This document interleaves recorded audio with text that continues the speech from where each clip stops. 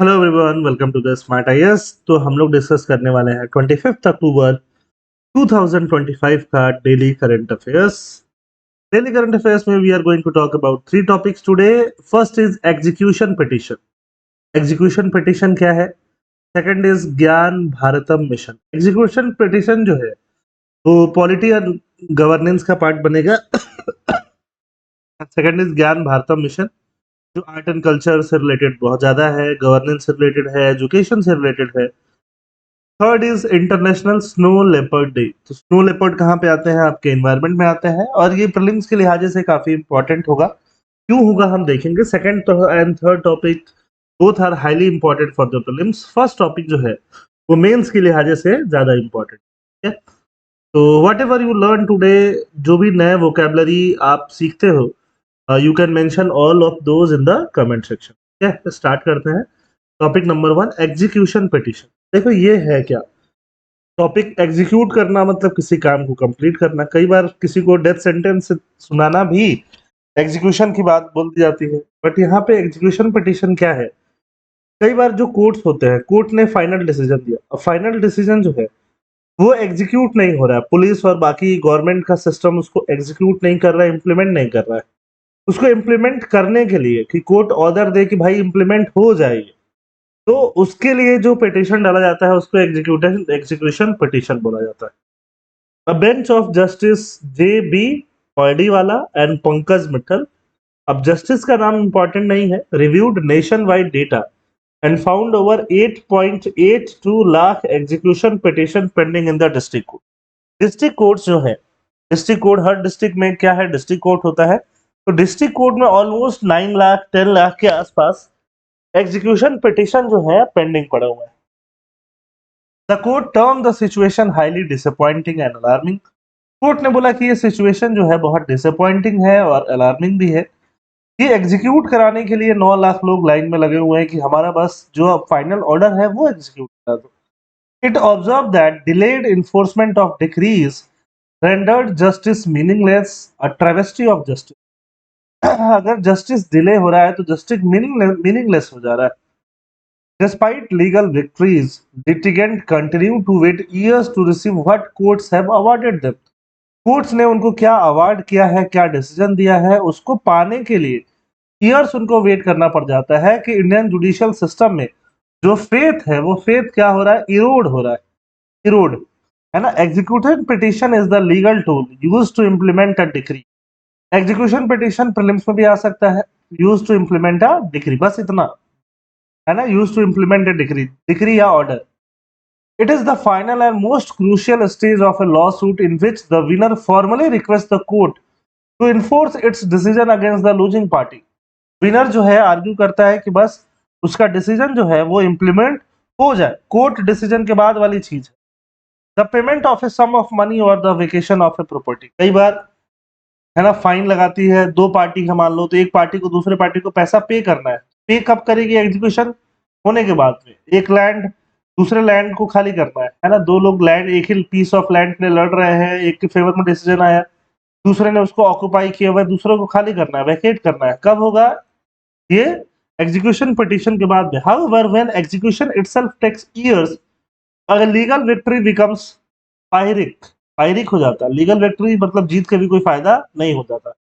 Negating the principle of timely justice अंदर article 21 के अंदर जो टाइमली जस्टिस की बातें भी हम लोग करते हैं उसको निगेट हो रहा है यहाँ पे।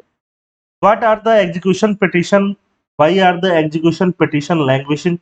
लैंग्विशिंग का मतलब इतना डिले क्यों हो रहा है, ये लोग, ये एग्जीक्यूशन पिटीशन इतना ऐसे क्यों पड़ा रह जा रहा है। तो पहला सीधे सीधे पॉइंट है, procedural hurdle under the civil procedure code. Under Civil Procedure Code Order 21, execution requires notifying the judgment debater and allowing objection. Objections को भी allow करता है ये। The process often leads to repeated hearing. बहुत hearing इसके बाद भी हो जाती है, appearances हो जाते हैं।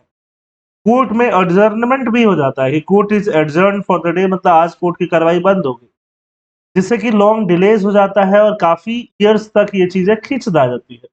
एक तरह से ये सिस्टम की इनएफिशिएंसी बोली जा सकती है, सिस्टमिक इनएफिशिएंसी बोली जा सकती है। Around 38.9% of delays arouse from counsel being unavailable, counsel unavailable होने से ऑलमोस्ट 39% ऑफ डिलेज होते हैं। काउंसिल काउंसिल मतलब एक तरह से वकील अवेलेबल नहीं है। 17% from court stage, 17% court stay लगा देती है कई बार डिसीजन देने के बाद भी, और 12% केसेस में डॉक्यूमेंट्स पेंडिंग हो। Data and diagnostic gaps, lack of detailed data on pending execution such as movable versus immovable property, है ना। डेटा कई बार नहीं होता है कि प्रॉपर्टी कौन सी है, मूवेबल है, इमूवेबल है, तो उसका इफेक्टिव रिफॉर्म्स नहीं हो पाता है। जुडिशियल इंफ्रास्ट्रक्चर डेफिसिट, जुडिशरी के पास पुअर इंफ्रास्ट्रक्चर है, डिजिटल इंटीग्रेशन नहीं है, इसलिए डिस्ट्रिक्ट कोर्ट्स में पेंडेंसीज जो है बढ़ती जाती है। कॉम्प्लायंस पुअर है, एम्बिगुअस और इरेनियस डिक्रीज, डिक्रीज मतलब जो जज डिक्री दे रहे हैं, ऑर्डर दे रहे हैं, उसमें कई बार गलतियां हैं, इम्प्रॉपर चीजें लिखी हुई हैं, अनक्लियर है, property identification makes execution difficult. How has the supreme court responded, अब ये प्रॉब्लम को सुप्रीम कोर्ट ने पहले कैसे रिस्पॉन्ड किया है। सुप्रीम कोर्ट ने 2021 में द सुप्रीम कोर्ट सीजेआई ऐसे बोगडे इशूड 14 मैंडेटरी डायरेक्शन, उस समय तो एसएआई ने वो सीजेआई नहीं थे, बट उन्होंने मैंडेटरी डायरेक्शंस दिया 14, including a 6 month disposal timeline for execution petitions. Execution petition के लिए कितना टाइमलाइन होना चाहिए था, 6 months। March, justice J B Pardiwala and Pankaj Mittal ordered all high courts to monitor district courts and ensure compliance. सारे high court जो है वो कंप्लायंस को क्या करे, इंश्योर करे।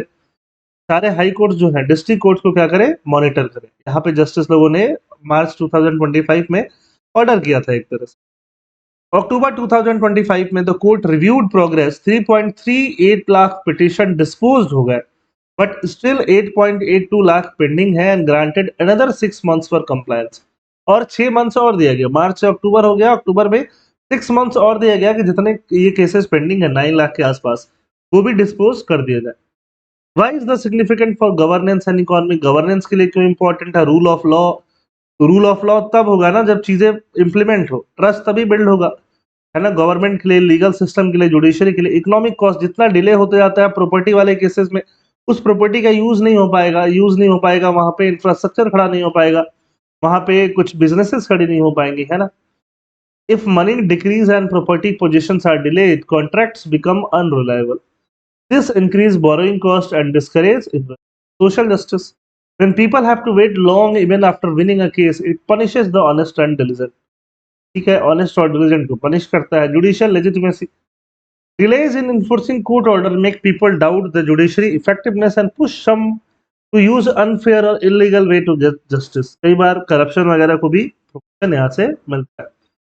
What measures has the government and judiciary taken so far? Government and judiciary ने अभी तक क्या मेजर लिए है। E court phase 3, e filing, electronic filing, electronic summons, virtual hearing, digital process tracking and just dashboard for case management. Just dashboard भी बनता है case management के लिए। परफॉर्मेंस भी मॉनिटर किया जाता है। High courts administrative oversight, periodic pendency targets, targets कितना होना चाहिए, कितना कोर्ट का पेंडेंसी है ना। क्रोनिक डिलेज को नेम किया जाए। अल्टरनेटिव डिस्प्यूट रेजोल्यूशन बनाया जाए। अल्टरनेटिव डिस्प्यूट रेजोल्यूशन के बारे में मैंने कुछ दिनों पहले, मीडिएशन, आर्बिट्रेशन, ठीक है, लोक अदालत, इन सब के बारे में डिटेल में हम लोगों ने कुछ दिनों पहले कवर किया था। फास्ट ट्रैक इकोसिस्टम, इकोसिस्टम और ज्यादा फास्ट ट्रैक हो। Commercial courts and special tracks for time sensitive dispute promote tighter timelines, ठीक है। वे फॉरवर्ड, आगे की वे फॉरवर्ड क्या हो सकता है। देखो, एक तो ऐप है जस्ट इस ऐप, ये जस्ट इस ऐप आप ध्यान में रख सकते हो। Sorry, court management system for judicial officers. What is the way forward, strict adherence to supreme court timeline, supreme court के टाइमलाइन से स्ट्रिक्ट एडहेरेंस रखना। Reform procedural law, amend order 21 of CPC to simplify and digitise execution process, ठीक है। Introduce execution management benches, वैसे bench, bench मतलब वैसे आपके जजेस के बेंचेस जो एग्जीक्यूशन को मैनेज करे, है ना। डेडिकेटेड सेल्स हो डिस्ट्रिक्ट कोर्ट में जो इसके प्रोग्रेस को मॉनिटर करे। Expand digital enforcement, digital enforcement just इस ऐप का जो यूज है वो बहुत ज्यादा बढ़े, ठीक है, वो इसी लेवल पे काम सबसे ज्यादा करता है, जस्ट इस app. Court management system for judicial officer. Data driven reform हो, national judicial data grid should include category wise execution data, judicially accountability को इंश्योर किया जाए, पब्लिक अवेयरनेस को बढ़ाया जाए। पब्लिक अवेयरनेस बहुत इंपॉर्टेंट एस्पेक्ट बन जाता है। टॉपिक नंबर 2, ज्ञान भारतम मिशन। ज्ञान भारतम, ज्ञान भारतम क्या है? Gyan Bharatam mission to ink pact with institute. अब ज्ञान भारतम नाम से ही आपको समझ में आ रहा होगा पूरा भारत की बात कर रहे हैं और ज्ञान की बात, नॉलेज की बात कर रहे हैं। तो यहाँ पे ट्रेडिशनल नॉलेज की बात हो रही है। ट्रेडिशनली हमारे बहुत सारे जो मैन्युस्क्रिप्ट्स हैं, बुक्स हैं, बहुत सारे रिटन बुक्स हैं जो कि धीरे-धीरे डाई हो रहे हैं, खराब हो रहे हैं। उनको प्रिज़र्व करने की बात हो रही है। उनको डिजिटाइज़, अगर उनको डिजिटाइज़ कर दिया जाएगा तो प्रिज़र्व हो जाएँगे। ये देखो, है ना? कई बार वुडन में लिखी हुई चीज़ें होती हैं, अलग-अलग पेपर में लिखी हुई चीज़ें होती हैं। इनको अगर हम डिजिटाइज़ कर देंगे तो ये चीज़ें प्रिज़र्व हो जाएँगी। ये हज़ारों साल की नॉलेज है, हज़ारों साल का इंडियन सिविलाइज़ेशन है। अलग-अलग एरियाज़ में, अलग-अलग स्टेट्स में, अलग-अलग लैंग्वेज में लिखा हुआ ये सिविलाइज़ेशन, जो मेडिसिन के फील्ड में, साइकोलॉजी के फील्ड में, फिलॉसफी के फील्ड में, है ना? इकोनॉमी के फील्ड में, पॉलिटिक्स के फील्ड में, इंटरनेशनल रिलेशन के फील्ड में, अलग-अलग बुक्स हैं, अलग-अलग मैन्युस्क्रिप्ट्स हैं, ठीक है? जो कि लिखी हुई हैं, जिनको प्रिज़र्व करना बहुत ज़्यादा ज़रूरी है। India's civilizational wisdom is embedded in millions of manuscripts spanning diverse language and disciplines. To safeguard and revitalize the repository, the Union Ministry of Culture launched the Gyan Bharto mission, a flagship national program for the identification, conservation, digitization, and dissemination of India's manuscript heritage. Mission is now entering a major implementation phase through MOUs with 50 nation institutional nationwide. Nationwide पूरे country में 50 ऐसे institution हैं जिसके साथ MoUs, memorandum of understanding sign कर लिया है ministry of culture ने। वो इंस्टीट्यूट क्या करेंगे? वो 50 इंस्टीट्यूट क्या करेंगे? वो 50 इंस्टीट्यूट इन मैन्युस्क्रिप्ट्स को कन्वर्ट, डिजिटाइज करने का काम करेंगे। लॉन्च कब हुआ? इसी साल मिनिस्ट्री ऑफ कल्चर ने। मैंडेट क्या है? To preserve India's vast manuscript heritage through documentation, digital preservation, linguistic research and public outreach. है ना? मैंडेट है डॉक्यूमेंट करना, डिजिटली प्रिजर्व करना, लिंग्विस्टिक रिसर्च को प्रमोट करना, ठीक है? कोर ऑब्जेक्टिव क्या है? Establishment of national digital repository, a centralised digital archive making manuscript accessible globally. ये ग्लोबली मैन्युस्क्रिप्ट जो बने एक बार, वो ग्लोबली एक्सेसिबल हो पाए।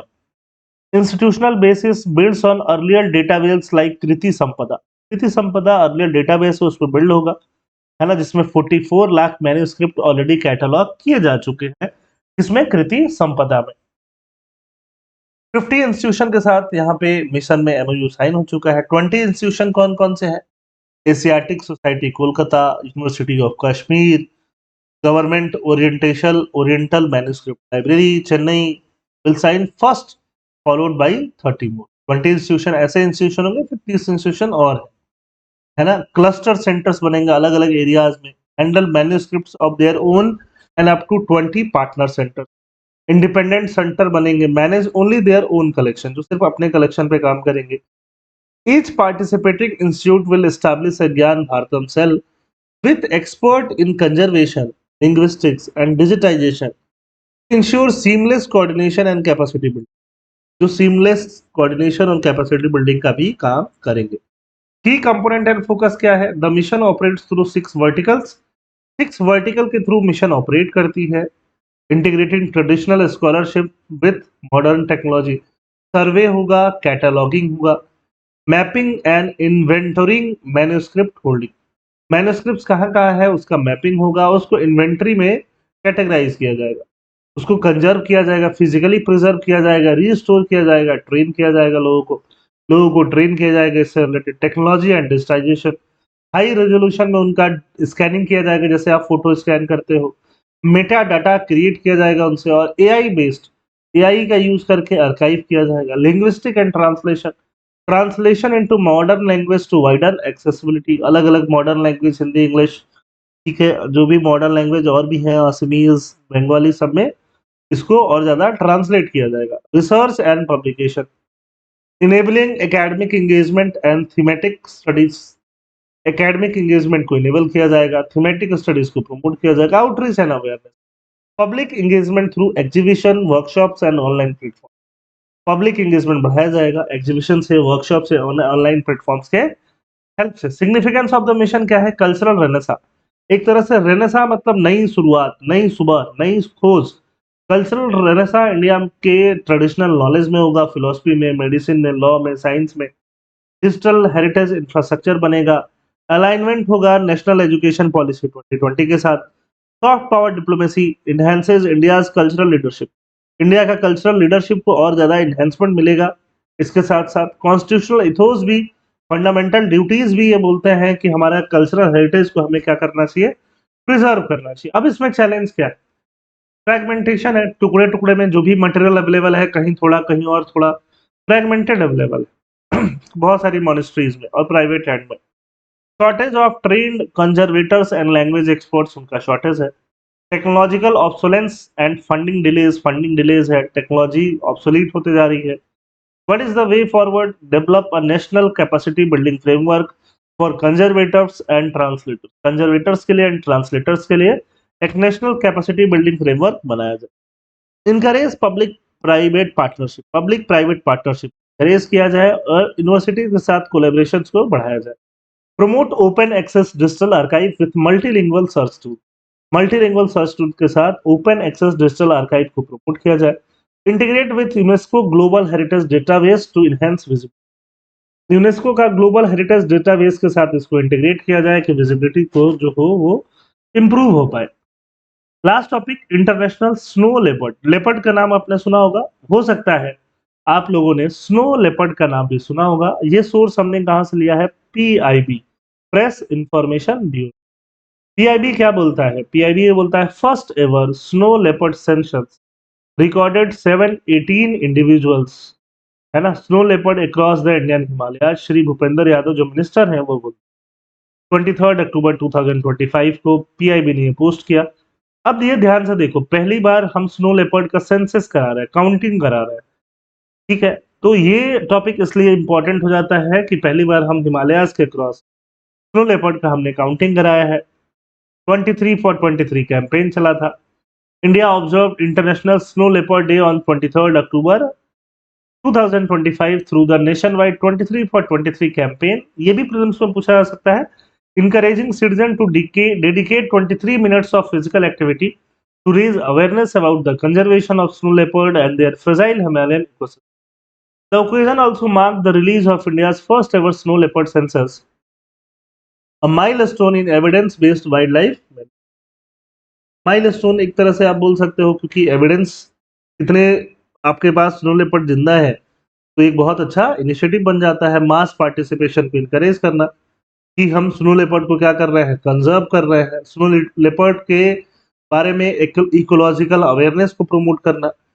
Align with the goals of global snow leopard and ecosystem protection programme, जो ग्लोबल प्रोग्राम है उनके साथ अलाइन करना। ऐसे इंडिया के अलावा और कितनी कंट्रीज हैं? 12 कंट्रीज, टोटल 12 कंट्रीज हैं जहां स्नो लेपर्ड आपको मिल जाएंगे। इंडिया है, चाइना है, ठीक है, नेपाल वगैरह है, भूटान है। तो ऐसे बहुत सारी कंट्रीज हैं जहां आपको स्नो लेपर्ड मिल जाएंगे। ऑब्जेक्टिव क्या है? To foster awareness about snow leopard conservation and its ecosystem. Snow leopard का कंजर्वेशन करना, उसके इकोसिस्टम का कंजर्वेशन करना। To promote community engagement in protecting high altitude पे रहते हैं ये लोग। To reaffirm India's commitment to global conservation partnership, reaffirm करना इंडिया का कमिटमेंट कि हम जो भी जीएसएलएपी मतलब स्नो लेपर्ड को प्रोटेक्ट करने के लिए फुल्ली क्या है, इंडिया कमिटेड है ना। स्नो लेपर्ड के बारे में, इसको घोस्ट ऑफ द माउंटेन्स, ये एक तरह से बर्फ की चादर में, है ना, ऐसे ऐसे खो जाते हैं, ऐसे छुप जाते हैं, है ना, जिसको कि पता भी नहीं चल पाता, दूर से कैमोफ्लाज हो जाते हैं। हैबिटेट हाई एल्टीट्यूड 3000 5000 मीटर्स में ये मिलेंगे आपको नेपाल में, भूटान में, चाइना में, इंडिया में। लद्दाख में सबसे ज्यादा मिलेंगे। इंडिया में आपको सबसे ज्यादा कहाँ पे मिलेंगे स्नो लेपर्ड? लद्दाख में मिलेंगे। जम्मू कश्मीर, हिमाचल, उत्तराखंड, सिक्किम और अरुणाचल प्रदेश में मिलेंगे। IUCN स्टेटस आपको जरूर याद रखना है, वल्नरेबल। इंडिया का जो वाइल्ड लाइफ प्रोटेक्शन एक्ट है उसमें शेड्यूल 1, साइट्स में अपेंडिक्स 1। कैरेक्टरिस्टिक क्या है? सॉलिटरी मतलब अकेले रहना इनको पसंद है, झुंड में नहीं रहते हैं। नॉन रोरिंग कैट, बहुत चीखना चिल्लाना, है ना, दहाड़ना, ये सब काम इनका नहीं है। वेट इनका कम है, 35 से 55। स्लो रिप्रोडक्टिव साइकिल है, 1-2 कप्स एवरी 2 ईयर्स। 2 ईयर्स के आसपास 1 से 2 कप ये प्रोड्यूस करते हैं बहुत ज्यादा। प्रोड्यूस करने वाले, कप्स प्रोड्यूस करने वाले नहीं एनिमल्स। की स्टोन प्रेडेटर है, regulating herbivore population and maintaining balance in high altitude. High altitude food chain में बैलेंस को मेंटेन करता है। की फाइंडिंग, अभी का जो सेंसस है वो क्या बोलता है, 718 इंडिविजुअल्स मिले स्नो लेपर्ड के। इंडियन हिमालयाज में, इंडियन रीजन की बात हो रही है, लद्दाख में सबसे ज्यादा 477। तो लद्दाख आपको पता रहना चाहिए, लद्दाख के बाद जम्मू कश्मीर नहीं, ठीक है, लद्दाख के बाद उत्तराखंड, जम्मू कश्मीर में सिर्फ 9। लद्दाख अगर हम छोड़ देते हैं तो छोड़ेंगे ही, अब तो दोनों अलग अलग ज्योग्राफिकल रीजन है, लद्दाख और जम्मू कश्मीर। उत्तराखंड में सेकंड हाईएस्ट 124, ठीक, हिमाचल प्रदेश में 51, अरुणाचल एंड सिक्किम मिला के कंबाइंड 57। लीड एजेंसी मिनिस्ट्री तो रहेगी ministry of environment, forest, climate change. WWF India जो है इसको सपोर्ट किया। Snow leopard trust, nature conservation foundation, अलग अलग एजेंसीज ने मिलकर एक तरह से काम किया। WWF क्या है, world wide fund for nature, एक तरह से NGO है। The census followed a scientific camera trap से एंड जेनेटिक सैंपलिंग अप्रोच। तो क्या अप्रोच किया गया इनके, एक तरह से काउंटिंग में, सेंसस में, ये चीज भी हमें पता होना चाहिए। कंजर्वेशन के लिए प्रोजेक्ट स्नो लेपर्ड चलाया गया 2009 में। सिक्योर हिमालय करके एक प्रोजेक्ट चलाया गया 2018 में UNDP के हेल्प से। Promotes habitat production and climate resilient livelihood snow leopard landscape. National protocol for population assessment 2023 से ये स्टार्ट किया गया। और कम्युनिटी बेस्ड कंजर्वेशन को प्रमोट करना, आसपास जो रहने वाली कम्युनिटी है, जो हर्डर है, जो टूरिस्ट है, ठीक है, टूरिस्ट मतलब इको टूरिज्म प्रमोट करना, उनका हंटिंग नहीं हो, उनका हैबिटेट लॉस नहीं हो, अवेयरनेस जनरेशन किया गया। ठीक है, इस साल का जो 23 फॉर 23 कैंपेन था वो क्या है, फर्स्ट साइंटिफिक एस्टिमेट है स्नो लेपर्ड को नंबर करने का। सिटीजन साइंस कोलैबोरेशन बताता है। इंडिया का जो ग्लोबल कमिटमेंट है, खासकर SDG 15 लाइफ ऑन लैंड को प्रोटेक्ट करना है, उसको दिखाता है। क्लाइमेट रेजिलिएंट माउंटेन कंजर्वेशन को दिखाता है। ठीक है, स्नो लेपर्ड किस किस चीज से थ्रेटेंड है, कोई भी एनिमल सबसे ज्यादा हैबिटेट लॉस से ही थ्रेटेंड है। इंफ्रास्ट्रक्चर प्रोजेक्ट बना दो, पेड़ काट दो, जंगल काट दो, हर कोई एनिमल, सारे एनिमल किससे परेशान है, हैबिटेट। हैबिटेट मतलब जहां वो रहते हैं उस एरियाज का लॉस हो जाना। प्रे डिप्लीशन, उनको खाने पीने के लिए जो प्रे चाहिए वो खत्म हो रहे हैं, वो एक प्रॉब्लम होता है। Human wildlife conflict, poaching and illegal trade, illegal trade भी एक इंपॉर्टेंट पार्ट हो जाता है। Now the way forward, establish a national snow leopard monitoring network। एक national snow leopard monitoring network बनाना चाहिए लॉन्ग टर्म इकोलॉजिकल डेटा के लिए, जैसे टाइगर के लिए हमारे पास है। Expand community based conservation incentive बढ़ाना चाहिए। इको सेंसिटिव जोन बनाना चाहिए स्नो लेपर्ड के लिए। और रीजनल कोऑपरेशन, GSLEP के थ्रू रीजनल कोऑपरेशन को भी बढ़ावा देना चाहिए। जब भी मेंस में आए तो मेंस में आप वे फॉरवर्ड को बहुत ज्यादा लिखते हो। अब आज जो भी हमने टॉपिक पढ़ा उसके ऊपर क्वेश्चन, ज्ञान भारतम मिशन लॉन्च किसने किया, the mission aims to create national digital repository, ये पढ़िए। And third, it builds upon earlier initiative, जौन है कृति संपदा। ये तीनों स्टेटमेंट पढ़िए और बताइए कि कौन सा ऑप्शन जो है वो करेक्ट है। पॉज कर लीजिए, आराम से पढ़िए, ठीक है। सेकंड, 23 फॉर 23 कैंपेन जो आपने देखा वो कैसे रिलेटेड है, फर्स्ट स्टेटमेंट पढ़िए, सेकंड पढ़िए, थर्ड पढ़िए, और तीनों में से कौन सा करेक्ट है आप आराम से बताइए। ये दोनों क्वेश्चंस हो गए। पहले जो क्वेश्चंस थे ILO कन्वेंशन से रिलेटेड, उसका आंसर लास्ट क्लास में जो था उसका आंसर बी था, 1342 गलत था, ठीक है, जो डेटा था। और इंडिया श्रीलंका के बारे में भी हमने लास्ट ACA में क्वेश्चन करे थे, उसका आंसर 1 है, 3 वाला जो था वो गलत था। तो this is ACA for today. Thank you, जय हिंद।